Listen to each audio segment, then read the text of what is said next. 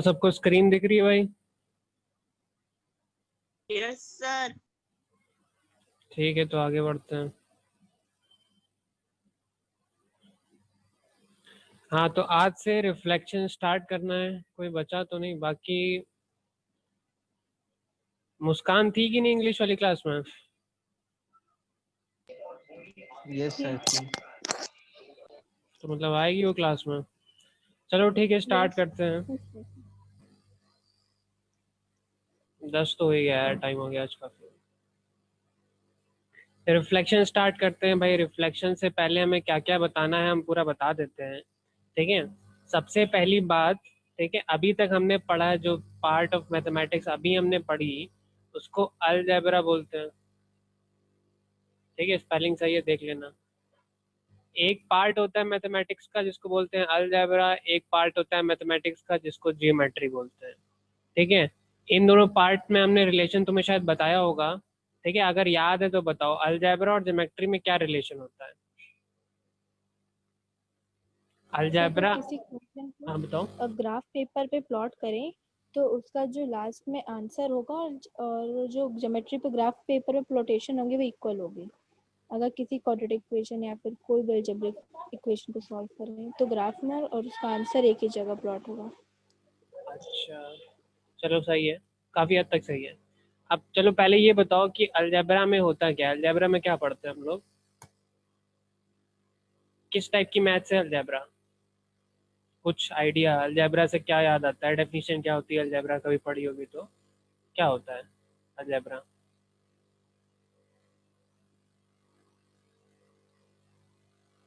किसी को कोई आइडिया? कुछ भी आइडिया तो बोलो भाई, शर्माओ नहीं।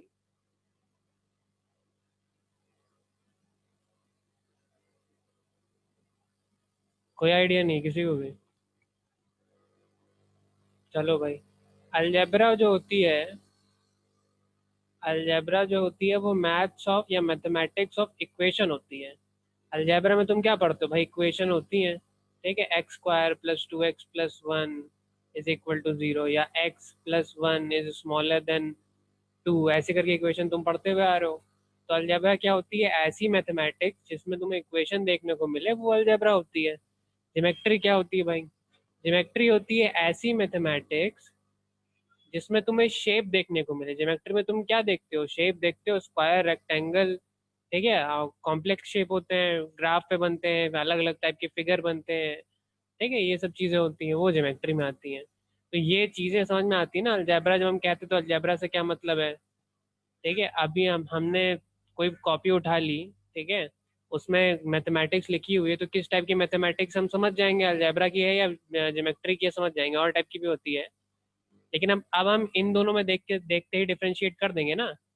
इतना तो हमने कोर्स पढ़ ही लिया है कि बस हम कॉपी उठाएंगे, अरे इसमें तो बहुत सारी इक्वेशन लिखी है, एक्स वाई लिखा हुआ है, एक्स फाइंड हो रहा है, वाई फाइंड हो रहा है। तो किस टाइप की मैथमेटिक्स है? ये अलजेब्रा है, ठीक है। दूसरी कॉपी हमने उठाई, उसमें सब फिगर विगर बने हैं, रेक्टेंगल की डेफिनेशन, ट्रायंगल की डेफिनेशन, या कुछ सॉल्व हो रहा है उससे रिलेटेड, तो वो हो जाएगी ज्योमेट्री। समझ में आई बात? चलो ठीक है। अब इन दोनों को मिला के जो बनती है, इन दोनों के बीच में जो खड़ा है उसको हम बोलते हैं कोऑर्डिनेट ज्योमेट्री, जो हम आज स्टार्ट करने जा रहे हैं, ठीक है। जो सेक्शन हम आज स्टार्ट करने जा रहे हैं उसको हम बोलते हैं कोऑर्डिनेट ज्योमेट्री। और ये रिलेशन होता है अलजेब्रा और ज्योमेट्री के बीच का, ठीक है। और ये रिलेशन हमने बताया हुआ है पहले ही। अलजेब्रा और ज्योमेट्री के बीच में क्या रिलेशन होता है हमने पहले बताया हुआ, फिर से रिकैप करते हैं। फिलहाल अलजेब्रा और ज्योमेट्री को जो रिलेट करता है वही हमारा कोऑर्डिनेट ज्योमेट्री है। जिस मैथमेटिक्स में अलजेब्रा भी होती है और ज्योमेट्री भी होती है, उस मैथमेटिक्स को हम क्या बोलते हैं? कोऑर्डिनेट ज्योमेट्री कहते हैं, ठीक है। और रिलेशन होता क्या है अलजेब्रा और ज्योमेट्री का? अलजेब्रा और ज्योमेट्री का रिलेशन ये होता है कि every equation every equation in algebra, algebra में अलजेब्रा में हर इक्वेशन जो है represents a shape in geometry। ये हमारी कोऑर्डिनेट ज्योमेट्री हो गई। कोऑर्डिनेट ज्योमेट्री क्या है? Study of equation study of geometry, coordinate geometry की एक और डेफिनेशन हम लिख देते हैं, स्टडी ऑफ ज्योमेट्री क्या है ये, study of geometry with the help of equation, with the help of algebraic equation, right equation। ठीक है, तो ये एक बार लिख लो, ठीक है, बाद में काम आएगा जब कंफ्यूजन होगा कि हम क्यों पढ़ रहे हैं, कैसे पढ़ रहे हैं। ये कोर्स का पार्ट नहीं है, ये तुम्हारे समझने का पार्ट है, इतनी बातें तो पता होनी चाहिए। ठीक है, तो मुस्कान फिर से हम रिपीट कर रहे हैं, बाकी लोग नोट कर लो। ठीक है, देखो हमने क्या बोला स्टार्टिंग से, रिफ्लेक्शन है भाई। ठीक है, रिफ्लेक्शन में स्टार्ट करें, लेकिन रिफ्लेक्शन से पहले हमें कोऑर्डिनेट ज्योमेट्री की यूनिट में आ गए, तो कोऑर्डिनेट ज्योमेट्री क्या होता है पता होना चाहिए। ठीक है, तो कोऑर्डिनेट ज्योमेट्री में क्या है भाई, एक सेकंड रुकना। ठीक, कोऑर्डिनेट ज्योमेट्री में क्या है, सबसे पहले एक अलजेब्रा होती है, एक ज्योमेट्री होती है। अलजेब्रा क्या होती है, जब हम इक्वेशन पढ़ते हैं, ठीक है, ऐसी मैथमेटिक्स जिसमें इक्वेशन होती है उसको अलजेब्रा बोलते हैं। ऐसी मैथमेटिक्स जिसमें हम शेप डील करते हैं, स्क्वायर, रेक्टेंगल, ट्रेपेजियम, रोम्बॉइड, ये सब जो होते हैं वो ज्योमेट्री का पार्ट होते हैं। ठीक है, तो दोनों को लिंक करने वाली जो मैथमेटिक्स होती है उसको हम कोऑर्डिनेट ज्योमेट्री बोलते हैं। इसको इससे लिंक करने वाली ज्योमेट्री जो होती है वो कोऑर्डिनेट ज्योमेट्री होती है। इतना हमने बताया। ठीक है, उसके बाद हमने क्या बताया, कोऑर्डिनेट ज्योमेट्री की डेफिनेशन हमने बता दी थी। ठीक है, कोऑर्डिनेट ज्योमेट्री में क्या होता है ये बताया था पहले, कैसे अलजेब्रा और ज्योमेट्री लिंक्ड होती है। तो हर इक्वेशन जो अलजेब्रा में होती है एक शेप रिप्रेजेंट करती है ज्योमेट्री में। ठीक है, कोई भी इक्वेशन जो अलजेब्रा में आज तक हमने लिखी है या सॉल्व करी है, सब के सब ज्योमेट्री में ग्राफ पेपर पे रिप्रेजेंट करोगे तो एक फिगर बन के आएगा, अगर वो इक्वेशन है तो।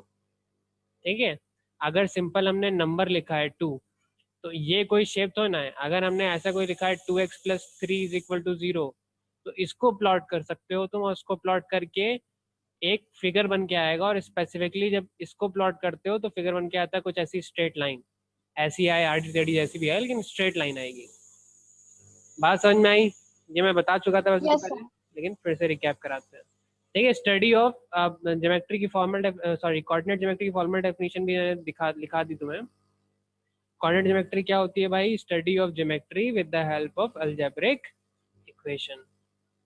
ठीक, कोई दिक्कत यहाँ तक? No sir.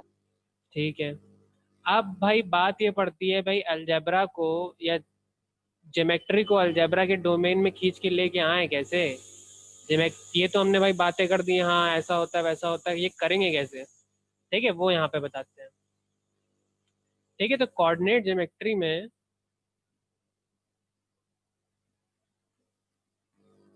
कोऑर्डिनेट ज्योमेट्री में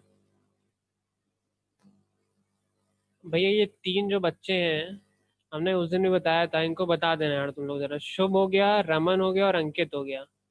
ठीक है, ये हमारी क्लास में तभी आएंगे जब अखिल सर इनको परमिशन देंगे। ठीक है, अखिल सर ने हमसे मना कर रखा है। ठीक है, जब परमिशन लेके आएंगे तभी आने को मिलेगा, नहीं तो आने को नहीं मिलेगा, बता देना। चलो, कोऑर्डिनेट ज्योमेट्री, अब भाई ये तो बाकी तो ये सब बातें हो गई, थ्योरेटिकल बातें हो गई, ऐसा करते हैं वैसा करते हैं। ठीक है, अब हमारी बात आती है कि ऐसा करते कैसे हैं। ठीक है, तो अलजेब्रा को या सॉरी ज्योमेट्री को अलजेब्रा तक खींच के लाने की जिम्मेदारी जिसकी होती है, उस चीज को हम कोऑर्डिनेट सिस्टम बोलते हैं।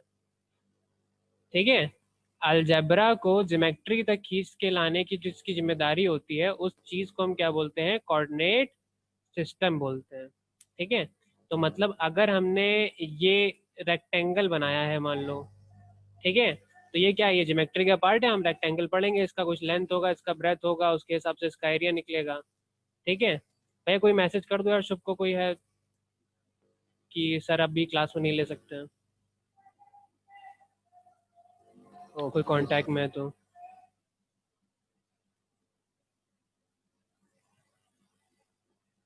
क्या दो, अखिल सर से पूछ के तब आना। ठीक है, चलो आगे बढ़ते हैं। तो ये जो हमने रेक्टेंगल बनाया है ये ज्योमेट्री का पार्ट है। ठीक है, इसके अराउंड अगर हमने कोऑर्डिनेट सिस्टम, ये वाला कोऑर्डिनेट सिस्टम ऐसे तुमने देखा होगा, ये हमने बना दिया भाई। इस लाइन को एक्स एक्सेस बोलते हैं, इस लाइन को वाई एक्सेस बोलते हैं, इस लाइन को एक्स डैश बोल यस सर, लेते हैं उनको इस, मैसेज कर दिए। हाँ क्या वो कुछ कह रहे हो? नो सर, ये कहते हैं कि सर शुभ को बता दिए सर। चलो वेरी गुड भाई। तो आगे बढ़ते हैं। तो इसको एक्स एक्सेस बोलते हैं, इसको वाई एक्सेस बोलते हैं, इसको एक्स डैश बोलते हैं, इसको वाई डैश बोलते हैं। जब हमने इस रेक्टेंगल के अराउंड ये लाइन खींच दी, ठीक है, तो ये जो रेक्टेंगल था ये किस में आ गया, अब ये ज्योमेट्री में आ गया। तो ये बेसिकली हम क्या कहाँ खींच के लेके आ गए, कोऑर्डिनेट जियोमेट्री में खींच के लेके आ गए। ठीक है, इतनी बात पल्ले पड़ी तो अच्छी बात है, नहीं पल्ले पड़ी तो थोड़े आगे जाके पल्ले पड़ जाएगी। ये कोऑर्डिनेट जियोमेट्री में आ गया। ठीक है, जैसे कि एक और आसान था वो सोल्यूशन बताते हैं हम। इसको, अरे सॉरी, इसको हमने हटा दिया। हमने यहाँ पे एक पॉइंट बनाया पी। ये जो पॉइंट है वो किस में है, ज्योमेट्री में है। इसके अराउंड हमने एक एक्सेस बना दिया, मतलब कोऑर्डिनेट सिस्टम बना दिया। ठीक है, इसको एक्स बोल दिया, इसको एक्स डैश बोल दिया, इसको वाई बोल दिया, इसको वाई डैश बोल दिया। तो अब हम बता सकते हैं, अब हम बता सकते हैं कि अंश, आजकल एडमिशन देने से पहले बड़ा देखना पड़ जाता है। चलो ठीक है, इसको अराउंड हम अब हम बता सकते हैं पॉइंट के कुछ कोऑर्डिनेट है, मान लो 2,3 इसके कोऑर्डिनेट है। ठीक है, मतलब एक्स एक्सेस से 2 डिस्टेंस पे है और वाई एक्सेस पे 3 डिस्टेंस पे है। ठीक है, 2 डिस्टेंस पे और 3 डिस्टेंस पे है। ठीक है, तो अभी तक पॉइंट पी ऐसे ही अकेला घूम रहा था, जैसे ये कोऑर्डिनेट सिस्टम में आया इसको कुछ कोऑर्डिनेट भी मिल गए।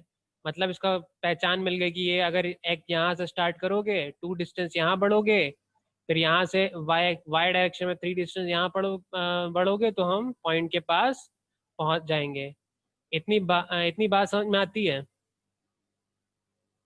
बहुत बेसिक सी बात। सर। Yes sir. बहुत बेसिक सी बातें हैं और बहुत बेसिक से स्टार्ट कर रहे हैं ताकि आगे चल के कोई कन्फ्यूजन ना हो। ठीक है, कुछ लोगों को ये बहुत आसान लग रहा होगा, कुछ लोगों को हो सकता है थोड़ी बहुत चीज़ें गायब हो, थोड़ी बहुत चीज़ें नहीं पता होंगी। ठीक है, तो आसान लग रहा है तो अच्छी बात है। ठीक है, अभी आगे चल के चीज़ें और बड़ी होंगी, नहीं आसान लग रहा है तो एक बार सही से समझ लेना। ठीक है, फिर से रिकैप करते हैं। मतलब क्या कहा हमने, कोऑर्डिनेट ज्योमेट्री जो है अलजेब्रा और ज्योमेट्री का पार्ट है। ठीक है, अलजेब्रा की हर एक इक्वेशन ज्योमेट्री में एक शेप बनाती है, मतलब ज्योमेट्री का हर एक शेप अलजेब्रा में एक इक्वेशन होता है। लेकिन ये काम करता कौन है कोऑर्डिनेट ज्योमेट्री के अंदर, कोऑर्डिनेट सिस्टम वो सिस्टम है जो कि किसी भी ज्योमेट्रिकल शेप को अलजेब्रा की इक्वेशन में खींच के लेके आता है, कन्वर्ट करता है। ठीक है, तो कौन कन्वर्ट करता है, कोऑर्डिनेट सिस्टम। ठीक है, अब हम तुम्हारी जानकारी के लिए तुम्हें ये भी बता दें कि कोऑर्डिनेट सिस्टम बहुत सारे टाइप के होते हैं। ठीक है, कोऑर्डिनेट सिस्टम बहुत सारे टाइप के होते हैं, उनमें से एक जो हमें पढ़ना है उसका नाम कार्डिजियन सिस्टम है। जो हम पढ़ेंगे, जो ये जो सिस्टम हमने बनाया है, ये जो अभी एक्स और एक्स एक्सेस है, एक्स डैश और वाई डैश एक्सेस है, इसको हम कार्डिजियन, इसका एक अलग नाम है, इसको बोलते हैं कार्डिजियन कोऑर्डिनेट सिस्टम।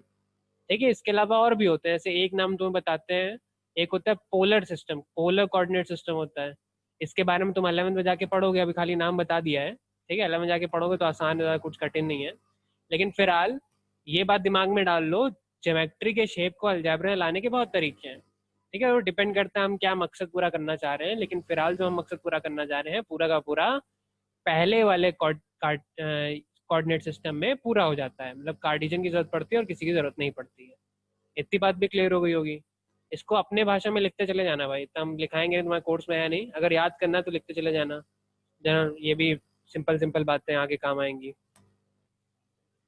ठीक, तो मतलब अभी तक जो हम पढ़ते हुए आ रहे थे, कोऑर्डिनेट सिस्टम जो हमें पढ़ाया जा रहा था वो हमारा कार्डिजियन कोऑर्डिनेट सिस्टम था। ठीक है, अब हम कार्डिजियन पे ही आते हैं, अब हम पूरा चैप्टर जो डिस्कशन हमारा है कार्डिजियन पे ही आता है। तो कार्डिजियन हम यहाँ पे हेडिंग डाल देते हैं, ये हेडिंग तो एटलीस्ट डाल ही देना सब लोग, कार्टिशियन कोऑर्डिनेट सिस्टम। ठीक है, कार्टिशियन कोऑर्डिनेट सिस्टम क्या होता है भाई, कार्टिशियन कोऑर्डिनेट सिस्टम पे एक वाई एक्सेस की लाइन होती है, एक एक्स एक्सेस की लाइन होती है, एक को एक्स कहते हैं, एक को वाई बोलते हैं, एक इस तरफ को एक्स डैश बोलते हैं, इस तरफ को वाई डैश बोलते हैं। ठीक है, इसके अलावा क्या होता है भाई, यहाँ पे अगर कोई पॉइंट अगर हमें पी दिखाना है तो हम क्या क्या इंफॉर्मेशन लेते हैं, इसके कोऑर्डिनेट अगर मान लो ए कॉमा बी है तो मतलब एक्स एक्सेस पे तुम्हें ए डिस्टेंस चलना होगा, ये ए डिस्टेंस तुम एक्स एक्सेस पे चले, वाई एक्सेस पे बी डिस्टेंस चले, तो तुम उसी पॉइंट पे पहुंच जाओगे। इसमें अभी अभी बताया तो कोई कंफ्यूजन नहीं होना चाहिए, ठीक है। एक और जानकारी भाई, एक्स एक्सेस के कोऑर्डिनेट को हम एब्सिसा बोलते हैं। एप्सी, वो स्पेलिंग कठिन हम देख लेते हैं, ये है एब्सिसा की स्पेलिंग, ठीक है। एक्स कोऑर्डिनेट या इसको बोल लो, एक्स की जो डिस्टेंस होती है उसको हम क्या बोलते हैं, एब्सिसा। जो ए है वो एब्सिसा बोला जाता है। और वाई की जो डिस्टेंस होती है, वाई कोऑर्डिनेट जो होता है इसका, उसको ऑर्डिनेट बोलते हैं, ठीक है। ये काम की इंफॉर्मेशन है, इससे रिलेटेड क्वेश्चन पूरी कोऑर्डिनेट ज्योमेट्री में उससे आगे भी आ सकता है, ठीक है। ऑर्डिनेट का ज़्यादा यूज होता है, एब्सिसा का याद कर लेना, मतलब ये दोनों चीज़ें इंपॉर्टेंट है, याद करनी पड़ेंगी। तो जैसे कि दोनों को मिला के अगर बोले तो पी के कोऑर्डिनेट क्या है ये बोलते हैं, ये तो सभी को पता है। तो दोनों को अगर मिला के बोलो तो पी के कोऑर्डिनेट क्या है, ठीक है। लेकिन हम अलग अलग भी पूछ सकते हैं, पी का एब्सिसा क्या है, मतलब एक्स कोऑर्डिनेट क्या है, ठीक है। अभी तक हम लोग एक्स कोऑर्डिनेट बोलते आ रहे थे, ठीक है। अब टीचर तुम थोड़ा हाई फाई हो जाएगा तो कहेगा एब्सिसा क्या है भाई, तुम घबरा जाओगे, एब्सिसा होता क्या है सर, तो समझाएगा तो है नहीं, लाफा मार देगा सीधे, तो पता ही नहीं एब्सिसा क्या होता है। तो वो नौबत ना है, इसलिए हम पहले से पता लगा लेते हैं एब्सिसा क्या होता है। ऑर्डिनेट आता है, फिर ऑर्डिनेट क्या होता है भाई, वाई कोऑर्डिनेट जो है ऑर्डिनेट होता है। एब्सिसा क्या है, एक्स कोऑर्डिनेट, और ऑर्डिनेट क्या है, वाई कोऑर्डिनेट। इसमें किसी को कंफ्यूजन नहीं होगा, बेसिक बेसिक है सब। सब नोट करते चल रहे हो ना, नोट कर लिया सबने, आगे बढ़े। Yes sir. चलो, अब एक चीज इंपॉर्टेंट बता रहे हैं, इसको रट लेना, ठीक है। अब देखो हम साइन के बारे में बात करेंगे, पॉजिटिव नेगेटिव साइन की बात करेंगे। अगर पॉइंट एक्स कॉमा वाई यहाँ पे लिखा हुआ है तो इसमें एक्स भी पॉजिटिव होगा, वाई भी पॉजिटिव होगा। बात समझ में आ रही है। अगर 2,3 पॉइंट लिखा है, या पॉइंट का साइन देखते ही हम बता सकते हैं वो किस कोऑर्डिनेट पे लाई कर रहा है, ठीक है। अगर 2,3 पॉइंट लिखा है, दोनों पॉजिटिव है, तो वो इस कोऑर्डिनेट पे ही लाई करेगा। ये जो लाइन होती है पॉजिटिव एक्स एक्सिस की लाइन होती है, ये जो होती है नेगेटिव एक्स एक्सिस की लाइन होती है, ये जो होती है पॉजिटिव वाई एक्सिस की लाइन होती है, ये जो होती है नेगेटिव वाई की लाइन होती है। तो सभी को पता होगा ना, ये 0 होता है ओरिजिन, ये 1 लिखा होता है, 2 लिखा होता है, 3 लिखा होता है, -1 -2 -3, ठीक है। वैसे ही ये ऊपर चढ़ोगे तो 1 2 3 लिखा होता है, नीचे आओगे तो -1 -2 -3 लिखा होता है। तो बेसिकली बात ये है कि पहले कोऑर्डिनेट में सारे पॉइंट प्लस प्लस दोनों प्लस होते हैं, दूसरे कोऑर्डिनेट में एक्स एक्सेस माइनस होता है, वाई एक्सेस प्लस होता है, तीसरे कोऑर्डिनेट में दोनों माइनस होते हैं, ठीक है। तीसरे कोऑर्डिनेट में दोनों माइनस होते हैं, एक्स भी माइनस का होता है, वाई भी माइनस का होता है, ठीक है। और चौथे कोऑर्डिनेट में क्या होता है, एक्स जो होता है वो प्लस का होता है, वाई जो होता है वो माइनस का होता है, ठीक है। देख के ही निकाल सकते हो, कोई ऐसा इशू तो नहीं है, ठीक है। इससे फिलहाल के लिए क्या फायदा है हमें, अगर हमने 2,3 पॉइंट दिया हुआ है तो ये कौन से कोऑर्डिनेट में लाई करेगा बताओ। Sir first plus plus. तो सेकंड। फर्स्ट में, सेकंड। सेकंड में लाई तो करेगा, क्यों। सेकंड में सर एक्स और वाई, देखो भाई, plus x and y plus Y.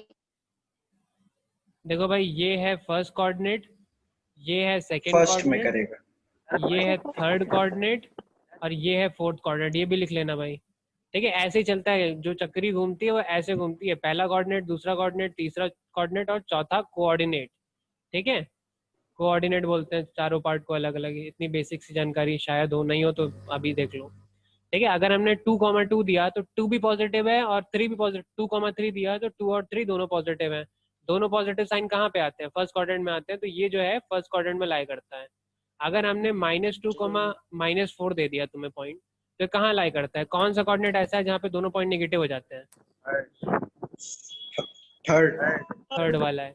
समझना भी आसान है, इसमें करना क्या है, हमें -2 पॉइंट एक्स में चलना है, -2 पॉइंट एक्स में चले, ठीक है। उसके बाद -4 पॉइंट जो है वो वाई में चल रहा है, -4 पॉइंट वाई पे चले, तो कौन से कोऑर्डिनेट पहुंचे, फोर्थ में, सॉरी थर्ड में तो पहुंचे, थर्ड। है ना। तो ऐसे करना, और इतना बार बार करने के बजाय कि कहाँ चलोगे कहाँ पहुंचोगे, तुम्हें साइन याद रखना। ये आगे भी ऐसे क्वेश्चन में भी काम आएगा और इससे अलग वाले क्वेश्चन में भी काम आएगा। कहाँ पे काम आएगा भी बताएंगे आगे, फिलहाल तुम ऐसे याद रखो। तो अगर हम तुमसे पूछें कि कोई पॉइंट जो है 2, -3 है, कहाँ लाई, कौन से क्वाड्रेंट में लाई करता है, तो बताओगे कौन से क्वाड्रेंट में लाई करता है 2, -3? So fourth. फोर्थ में। तो इसमें तो किसी कंफ्यूजन नहीं है ना। No sir. और नो सर। हाँ बेटा, कोई कुछ कुछ पूछ रहा है तो बता दो। चलो वेरी गुड भाई। हाँ नासिर, कुछ कह रहे हो? चलो कोई बात नहीं। हाँ तो पहला, दूसरा, तीसरा, चौथा, ठीक है, कोऑर्डिनेट कौन सा होता है, ये वाला कोऑर्डिनेट कौन सा है, ये वाला कोऑर्डिनेट कौन सा है, ये वाला कौन सा है और ये वाला कौन सा है, पता होना चाहिए। प्लस उसमें जो साइन आते हैं वो कौन से होते हैं पता होना चाहिए। इसको फटाफट बना लो, बहुत इंपॉर्टेंट फिगर है ये, बना लो चैप्टर के लिए पूरे।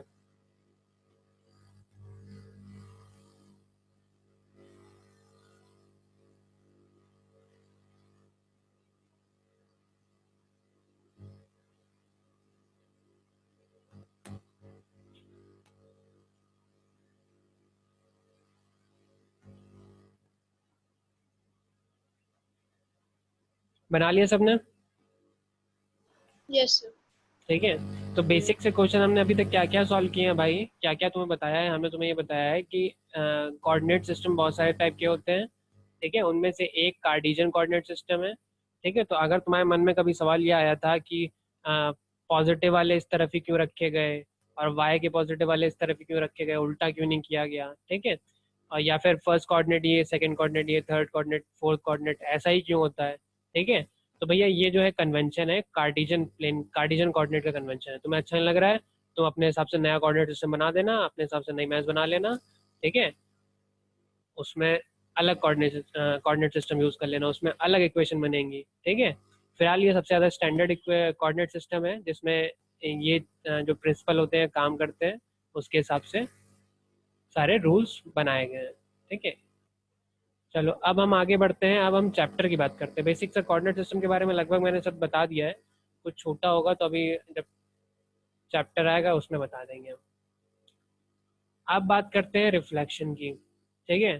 तो रिफ्लेक्शन के बारे में कौन क्या क्या जानता है, सब उगल दो भाई, कौन कौन जानता है रिफ्लेक्शन के बारे में?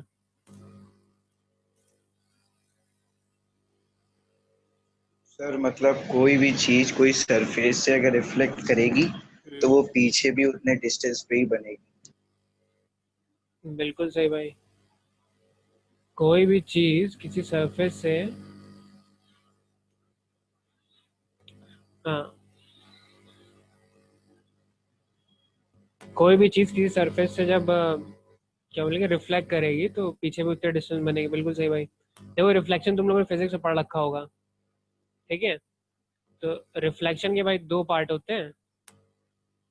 रिफ्लेक्शन में थोड़ी फिजिक्स होती है, थोड़ी मैथमेटिक्स होती है, ठीक है। जब फिजिक्स में वाला चैप्टर पढ़ा तो हमने फिजिक्स वाले पार्ट को ज़्यादा तवज्जो दी थी, ठीक है, फिजिक्स वाले पार्ट को ज़्यादा पढ़ा था, मैथ्स वाले पार्ट को कम पढ़ा था। अब हम मैथ्स में पढ़ रहे हैं तो मैथ्स वाले पार्ट में हम मैथ्स ज़्यादा पढ़ेंगे, फिजिक्स कम पढ़ेंगे, ठीक है। कहने का क्या मतलब है, फिजिक्स वाले में जब पढ़ा था या पढ़ोगे, जब भी पढ़ोगे तो हमने क्या क्या पढ़ा था, ये रिफ्लेक्टिंग सरफेस था, ठीक है। फिर हमने एक इक्वेशन बना के रख दी थी साइन थीटा वाली, इसका जो एंगल है थीटा 1, सॉरी साइन थीटा वाली भी नहीं, थीटा 1 जो है एंगल ऑफ इंसिडेंट जो होता है वो एंगल ऑफ रिफ्लेक्शन के इक्वल होता है, वो सब याद है ना। तो उसमें हम सब एंगल एंगल से डील कर रहे थे कि ये नॉर्मल बना दिया, ये बना दिया आई, ये बना दिया आर, और ऐसे ये सब डील कर रहे थे, ठीक है। तो ये सब पूरी फिजिक्स थी इसकी। अगर रे आएगी तो लड़ेगी, फिर कहाँ जाएगी, कैसे जाएगी, उससे इमेज कैसे बनेगी, वो पूरी फिजिक्स थी। मैथ्स में क्या डील करना है, मैथ्स में हमें एंगल एंगल वाला जाम कुछ डील नहीं करना है। सिंपल सबसे आसान रिफ्लेक्शन जो होता है, सबसे आसान रिफ्लेक्शन होता है मिरर वाला। हाँ कोई कुछ कह रहा है? सबसे सबसे आसान रिफ्लेक्शन होता है मिरर वाला। मिरर वाला रिफ्लेक्शन क्या होता है भाई, ये हमने मिरर रखा है, ठीक है, यहाँ पे ऑब्जेक्ट हमारा पी है, तो ये जो है एंगल एंगल का भी ध्यान नहीं देना, स्ट्रेट लड़ेगा जाके। ये पी पॉइंट जो है यहाँ पे रखा है, ठीक है, ये रिफ्लेक्शन करके यहाँ से थोड़ा सा आगे बढ़ के क्यू पॉइंट या पी डैश पॉइंट मान लेते हैं, पी डैश पॉइंट पे इसकी रिफ्लेक्शन बनेगी। तुम मिरर के सामने, स्ट्रेट मिरर की बात होगी इस पूरे चैप्टर में, कौन सा मिरर है, स्ट्रेट या सिंपल मिरर जो होता है उसी मिरर की बात होगी, कोई एंगल नहीं होगा, ठीक है। तो फिजिक्स वाला चैप्टर थोड़ा सा कम यूज होगा, मैथ्स वाला चैप्टर थोड़ा ज्यादा यूज होगा। स्ट्रेट मिरर की बात होगी, ठीक है। तो एक ही प्रिंसिपल लगेगा रिफ्लेक्शन का इस चैप्टर में। वो कौन सा प्रिंसिपल है भाई, कि अगर तुम 10 सेंटीमीटर या 10 मीटर दूर खड़े हो मिरर के, तो तुम्हारी जो इमेज बनेगी वो 10 सेंटीमीटर अंदर बनेगी मिरर के, ठीक है। जितना दूर तुम मिरर से जाते हो उतनी ही दूर तुम्हारी इमेज भी जाती है मिरर से, ठीक है। इसमें तो कोई दिक्कत नहीं है ना। सर सेम डिस्टेंस और सेम शेप का फॉर्म, बिल्कुल ठीक है, सही, वही इमेज। सेम डिस्टेंस वाला, ठीक है, वही वाला प्रिंसिपल है इसमें, ठीक है। दूसरी एक और बात याद रखने की बात है, ये हमारा क्या है, ये हमारा मिरर था, ठीक है। ये जो है हमारा, ये मिरर था।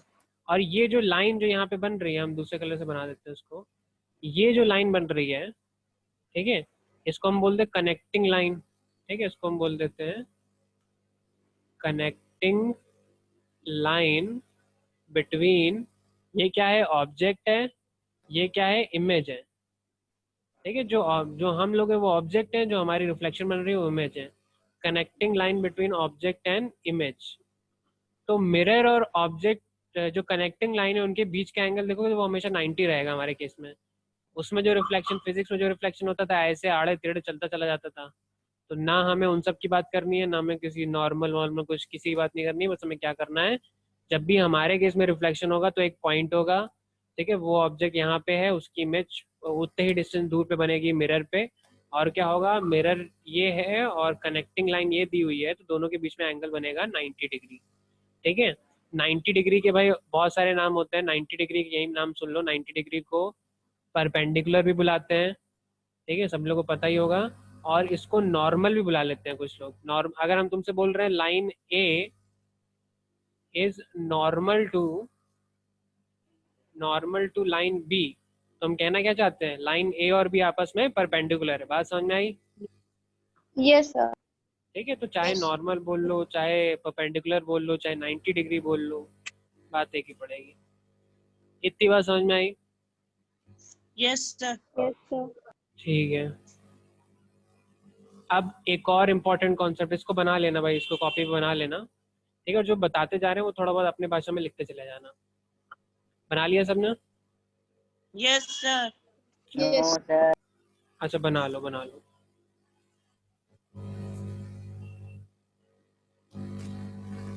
इतने आराम आराम से इंट्रोडक्शन दे रहे हैं, चैप्टर बड़ा जल्दी खत्म करा देंगे भाई, बहुत धीरे धीरे चल रहा है। कान खोल के अभी सुनोगे तो चैप्टर में कान खोल के सुनने की जरूरत नहीं पड़ेगी।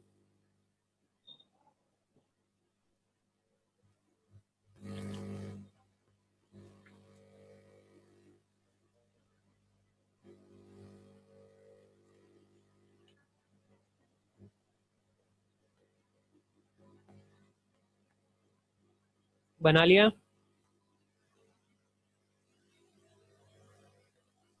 Yes sir. चलो, अब एक और चीज हम तुम्हें बता रहे हैं। एक पॉइंट होता है, एक नए टाइप का पॉइंट होता है जिसको हम इनवेरिएंट पॉइंट बोलते हैं।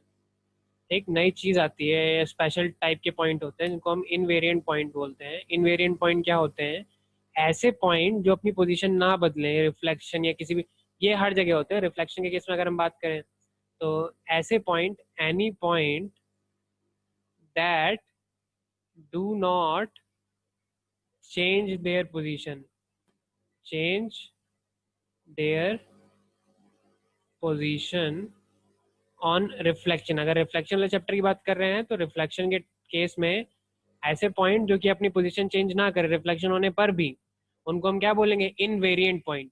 वेरिएंट मतलब वेरी करना, इनवेरिएंट मतलब जो वेरी ना करे। इतनी बात डेफिनेशन समझ में आई?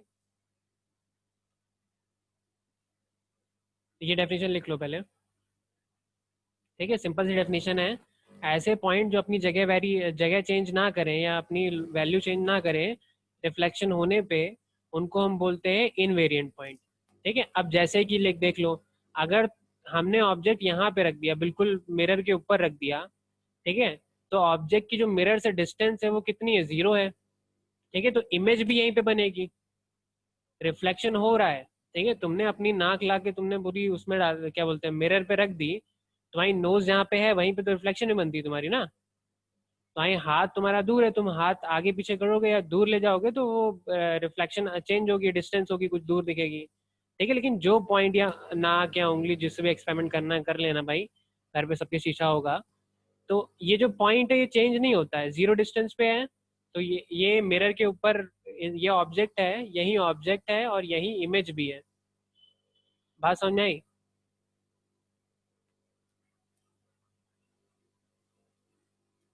बात नहीं समझ में आई क्या?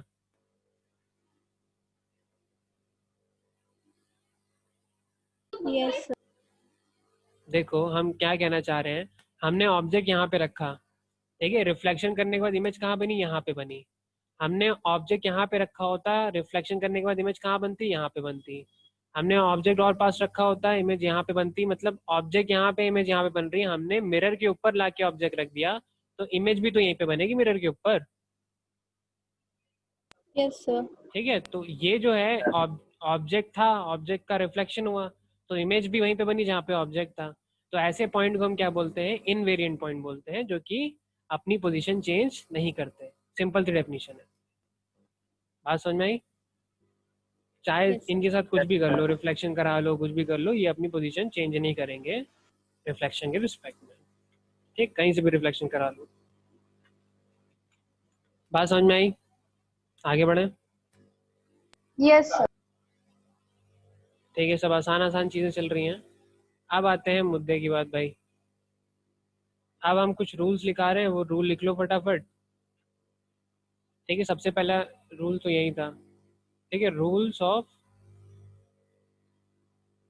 रिफ्लेक्शन। सबसे पहला रूल तो यही था कि रिफ्लेक्शन, पूरा पूरा लिख लेना, reflection of point in a line.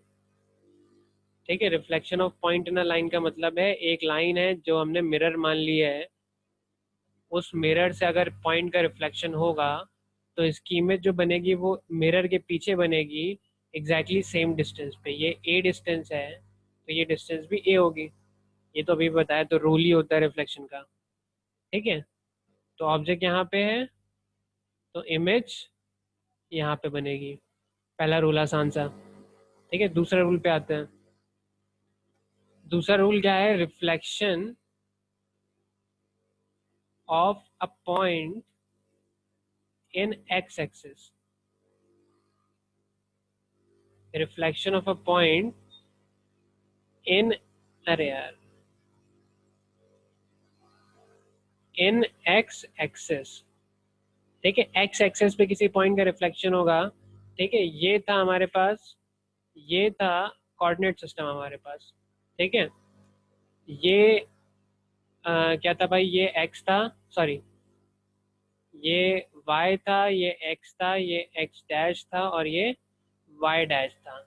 अगर हमने यहाँ पे कोई पॉइंट रख दिया, ये मान लो ए कॉमा बी हमने मान लिया। ठीक है, यहाँ हम बुक की भाषा में बात करें तो उसको एक्स कॉमा वाई ही मान लेते हैं। एक्स कॉमा वाई मान लिया, ठीक है, और हमने एक्स एक्सेस को मिरर बना दिया। ठीक है, रिफ्लेक्शन कहाँ पे होगा, किस पे डिपेंड करेगा, मिरर कहाँ पे है। ठीक है, अगर ये पॉइंट जो है यहाँ पे मिरर है तो इमेज कहाँ बनेगी, यहाँ पे बनेगी। बनेगी ना, किसी को दिक्कत तो नहीं इस बात पे? No, sir. ठीक है, तो ये जो ऑब्जेक्ट था इसकी इमेज यहाँ पे बनी। ठीक है, पॉइंट था पी एक्स कॉमा वाई, तो इसका कोऑर्डिनेट क्या हो जाएगा, एक्स कॉमा माइनस वाई। क्यों हो जाएगा भाई, पहले कोऑर्डिनेट में प्लस प्लस साइन होता है, दूसरे चौथे कोऑर्डिनेट में क्या साइन होता है, प्लस माइनस साइन होता है। ठीक है, इसलिए हमने ये चेंज कर दिया भाई। ठीक है, तो सिंपल ये रूल बन गया। क्या रूल बन गया भाई, अगर एक्स, खाली एक्स एक्सेस जैसे रिफ्लेक्शन करा रहे हो तुम, तो भाई जो पॉइंट है, ये point P x comma y है, उसका रिफ्लेक्शन बनेगा पी डैश जो बनेगा वो एक्स कोऑर्डिनेट तो वही रहेगा, वाई कोऑर्डिनेट जो है नेगेटिव साइन चेंज हो जाएगा। मतलब कि 2,3 का अगर रिफ्लेक्शन बनाओ तो आंसर क्या बनेगा, 2,-3। बात समझ में आई? Yes sir. 2,3 का रिफ्लेक्शन अगर बनाओगे तो हमारा जो आंसर आएगा वो 2,-3 बनेगा। अब ये बताओ 2,-4 का रिफ्लेक्शन बनाएंगे तो आंसर क्या बनेगा? 2,4। 2,4. हाँ बिल्कुल सही, 2,-4 का रिफ्लेक्शन बनेगा 2,4। अगर ऐसे ही हमने पॉइंट ले लिया -4, हम कह रहे थे पॉइंट -4, -3 है। आवाज आ रही सबको मेरी? Yes, sir. ठीक है। पॉइंट -4, -3 है, तो इसका रिफ्लेक्शन क्या बनेगा भाई एक्स एक्सेस पे? So -4, 3. -4, 3। ठीक है, तो अगर ये बात समझ में आ गई तो इसके आगे वाला भी आसान हो जाएगा। ठीक है, आगे वाला सब लोग आ गए कि नहीं आ गए भाई? 2 बच्चे कम हैं। चलो ठीक है, आगे बढ़ते हैं भाई। तो इसके आगे वाला क्या हो जाएगा भाई? तीसरा हो जाएगा reflection of a point on y axis. ठीक है, फिर से वही काम करेंगे। ये कोऑर्डिनेट था हमारे पास, थोड़ा सीधा बना लेते हैं भाई। ये कोऑर्डिनेट था हमारे पास, ठीक है। ये वाई एक्सिस था, ये एक्स था, एक्स, ये एक्स डैश है और ये वाई डैश है। अगर इस बार हमने मिरर बना दिया वाई एक्सिस को, मतलब ये मिरर बना दिया ऐसे करके, अब इस तरफ बनाओ उस तरफ बनाओ जो तुम्हारी मर्जी है। तो इस बार अगर मैं पॉइंट जो यहाँ पे रखा है, ठीक है, तो वाई एक्सिस पे रिफ्लेक्शन होगा तो ये पॉइंट क्या बनेगा? पी डैश क्या बनेगा? -x, ठीक है। अगर वाई एक्सिस पे रिफ्लेक्शन होगा तो नेगेटिव साइन क्या हो जाएगा? एक्स वाले पे लगेगा। ठीक है, मतलब कि अगर 2, 3 का रिफ्लेक्शन कराएंगे तो क्या बनेगा भाई? So बताओ। -2, 3. हाँ, -2, 3। ठीक है, अभी आसान लग रहा है कि नहीं लग रहा है? Yes, sir. ठीक है, यस याद करना, देखो कंफ्यूज मत हो जाना। ठीक, कैसे याद करना है हमें? अगर एक्स एक्सेस पे रिफ्लेक्शन हो रहा है तो साइन चेंज होगा वाई वाले का। ये दोनों आपस में दुश्मन होते हैं। ठीक है, एक्स एक्सेस पे रिफ्लेक्शन हो रहा है तो साइन चेंज होगा वाई एक्सेस का। ठीक है, और वाई एक्सेस पे रिफ्लेक्शन हो रहा है तो साइन चेंज होगा एक्स एक्सेस का, आपस में दुश्मन। देखो ये कहानी चलती रहती है, आगे भी चलेगी। अभी आगे वाले चैप्टर पढ़ेंगे तो ये चलेगा। एक्स एक्सेस पे रिफ्लेक्शन होगा तो वाई वाला साइन चेंज होगा, वाई एक्सेस पे रिफ्लेक्शन होगा तो एक्स वाला साइन चेंज होगा। ठीक है, कोई दिक्कत?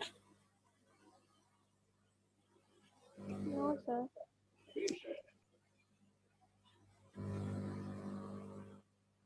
इसको नोट कर लेना भाई, इसको भी और उसको भी नोट कर लेना। अब हम कोई भी पॉइंट देते तुम लोग का रिफ्लेक्शन हो जाएगा ना एक्स और वाई एक्सेस के अकॉर्डिंग। इसको भी नोट कर लेना। Yes, sir. फिर थर्ड पॉइंट दिखा दीजिए। थर्ड पॉइंट देख लो भाई।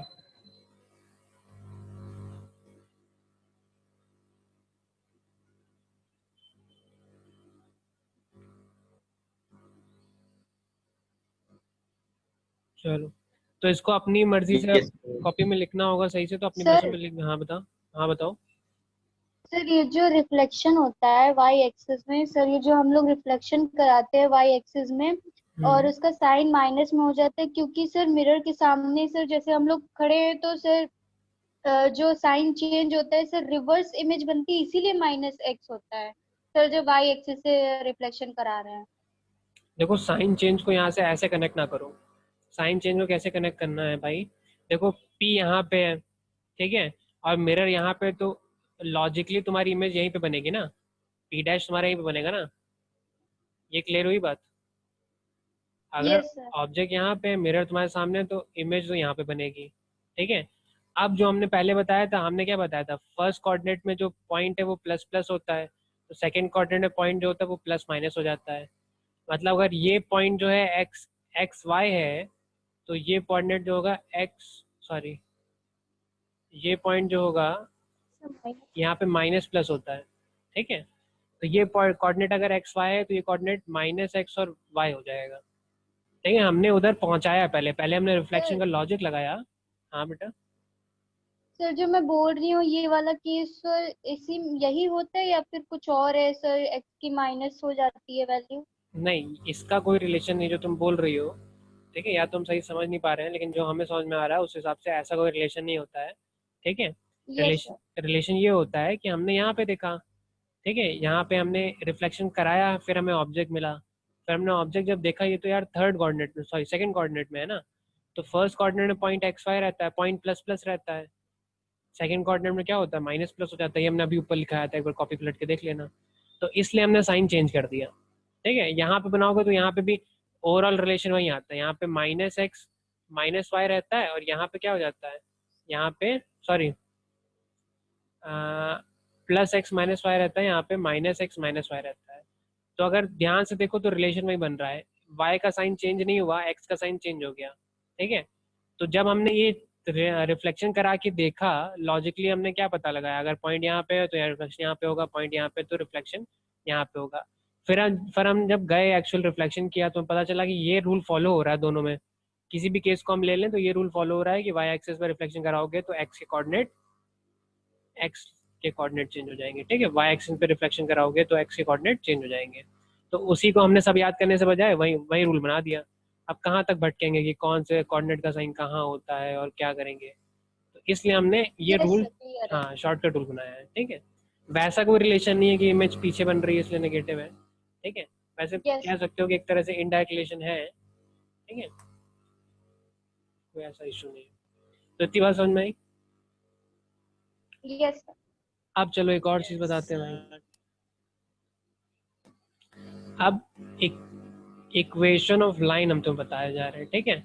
इक्वेशन ऑफ लाइन जो है बहुत आगे का चैप्टर है तुम्हारा, ठीक है। इसके बाद एक चैप्टर और के बाद है, लेकिन हम तुम्हें अभी बताएंगे, ठीक है। तो ध्यान से देखना, सिंपल सा लॉजिक है, बहुत पूरा चैप्टर नहीं बताएंगे। क्या लॉजिक है भाई, फिर से हम वही कोऑर्डिनेट सिस्टम बना दे रहे हैं।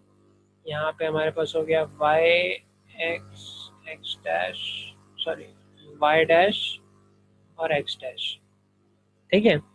अब सबसे पहले तो इक्वेशन ऑफ लाइन का मतलब क्या होता है, ठीक है। इक्वेशन ऑफ लाइन का मतलब होता है हम ऐसी इक्वेशन बना दें कि उस लाइन की सारे पॉइंट हमारे पास आ जाएं, ठीक है। जैसे कि मान लो एक्स एक्सिस की हम तुम्हें फटाफट बता देते हैं। एक्स एक्सिस की इक्वेशन जो होती है वाई इक्वल टू जीरो होती है, ठीक है।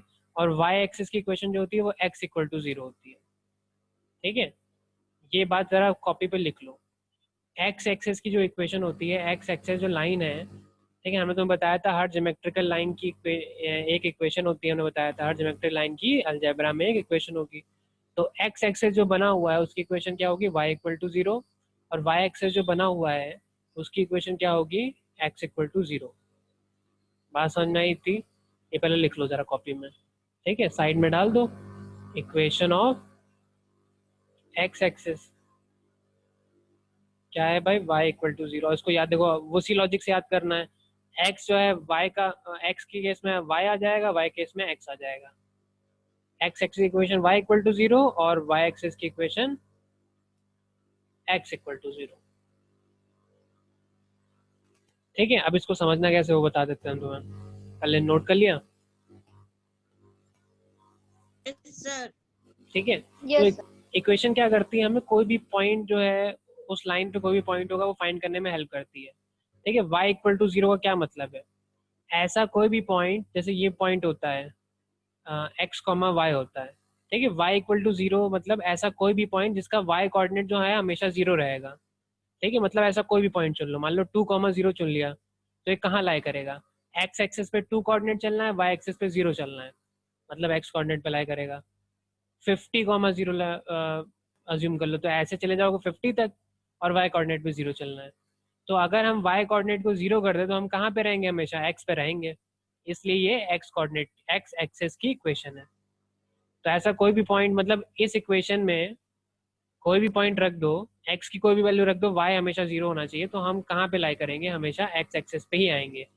ये -10,0 मान लो, ठीक है, -4,0 मान लो, ये -3,0 मान लो, कुछ भी मान लो, ठीक है। तो क्या लॉजिक है, अगर y कोऑर्डिनेट को हमने 0 कर दिया तो हमारा जो पॉइंट आएंगे सारे पॉइंट कहाँ होंगे, x एक्सिस पे ही लाई करेंगे, ठीक है। तो अगर हमने तुम्हें सिंपली बता दिया y इक्वल टू 0, फिर तुम अपने मन में कोई भी नंबर ले लो, ठीक है, चाहे कितना बड़ा हो चाहे कितना छोटा हो, वो x एक्सिस पे ही लाई करेगा, तो कंफर्म हो तुम।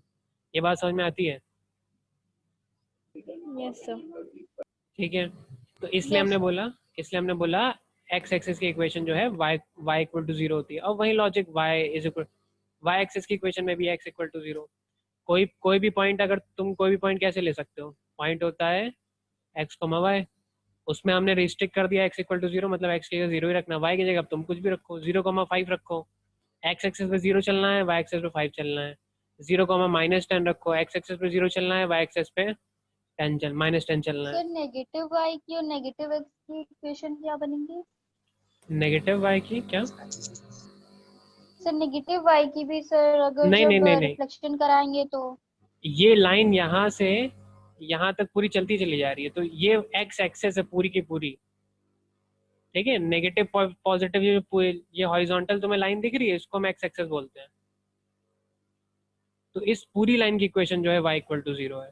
इसमें कोई पॉजिटिव नेगेटिव वाला पार्ट और पॉजिटिव वाला पार्ट नहीं है, और तुमसे ये नहीं पूछेगा कि पॉजिटिव x एक्सेस पे रिफ्लेक्शन हो रहा है, ठीक है, या खाली। नहीं सर, सर हाँ जैसे आपने y एक्सेस की इक्वेशन बनाई है x इक्वल्स टू 0, तो मैं हम्म, पूछ रही हूँ वैसे नेगेटिव y की भी कोई इक्वेशन होती है क्या? नहीं नहीं नहीं, वही तो कह रहा हूँ मैं।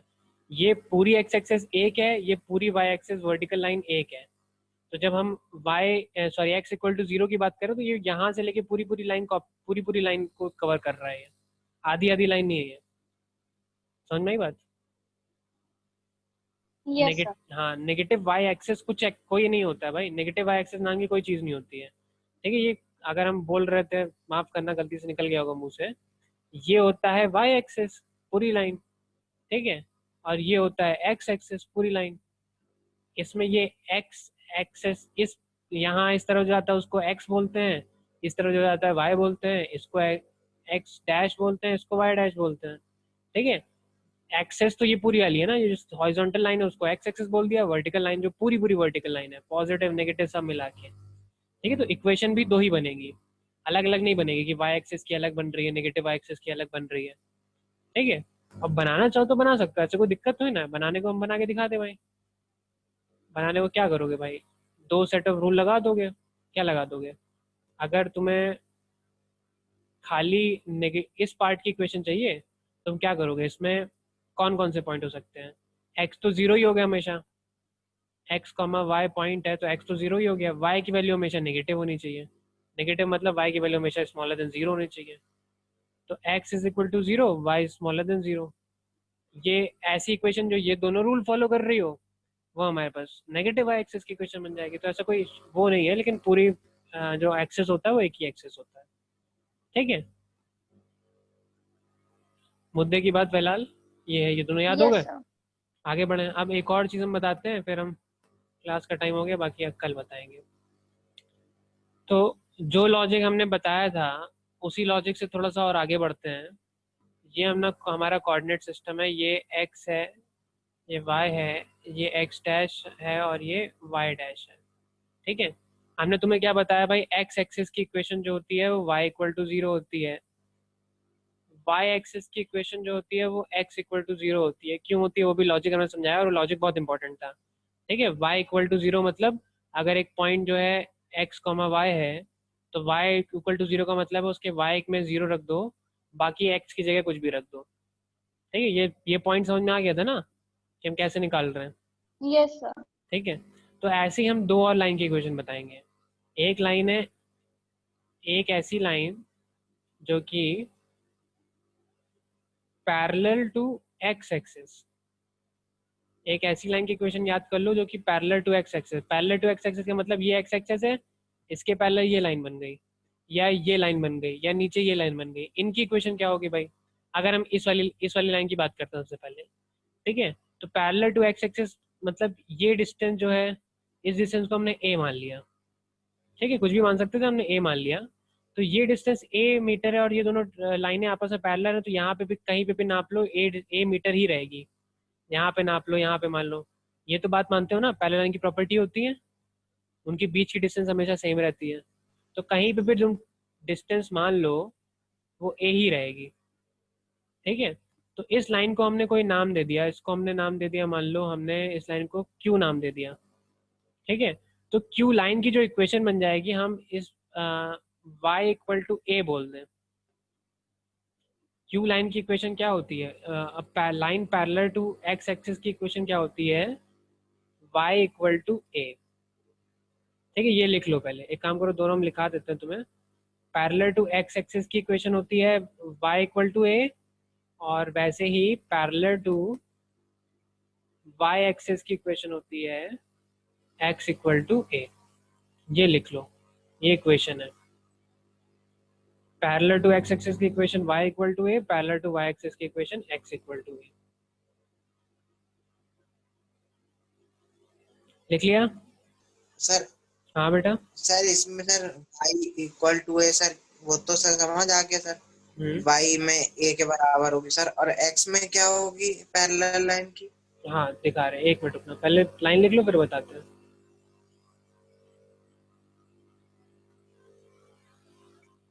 Yes sir written. ठीक है, तो हम टेस्ट कर लेते हैं एक बार, ठीक है? हम कुछ और नहीं करेंगे, खाली टेस्ट कर लेंगे। पी एक्स कॉमा वाई लिखा है, हमने y को रिस्ट्रिक्ट कर दिया a, ठीक है? तो y की वैल्यू हमेशा a होगी, ठीक है? x को हमने रिस्ट्रिक्ट नहीं किया, तो x की जगह तुम कुछ भी रखो, जो मन में एक वर्ड, एक नंबर बोल दो जो तुम्हारे मन में आ रहा है, कोई भी नंबर, चाहे जितना बड़ा चाहे जितना छोटा। 48। 8। चलो 48 लिख दिया हमने, ठीक है? अगर हम इस लाइन को बनाने चले तो हम x एक्सेस पे 48 सेंटीमीटर घूमेंगे, आगे बढ़ेंगे, और y एक्सेस पे a मीटर आगे बढ़ेंगे, तो हम पहुंचेंगे इसी लाइन पे ना। समझ में आई कहानी? अब तुम इस जगह कोई भी नंबर लिख लो, हमने इक्वेशन क्या बताई तुम्हें, y इक्वल टू ए है। y इक्वल टू ए का मतलब है कि x की जगह तुम कुछ भी रखो, x तो हमने रिस्ट्रिक्ट करा ही नहीं, हमने तुमसे बोल दिया कि भैया y की जगह तुम a ही रखना, ठीक है? y की जगह तुम a रखोगे, तुम्हें ऐसी लाइन मिलेगी जो कि x एक्सेस के पैरेलल होगी। अब x की जगह तुम 58 या 9 रख लो, 6 रख लो, चलो 6 कॉमा a कर लो, तो तुम x एक्सेस पे 6 चलोगे, y एक्सेस पे a चलोगे, उसी पॉइंट पे पहुंचोगे, ठीक है? 29 माइनस 29 कॉमा a रख लो, x एक्सेस पे 20 माइनस 29 पहुंचोगे एक, और y एक्सेस पे यहाँ पे पहुंचोगे a पे। एक मिनट रुकना, तो 0 ले सकते हैं?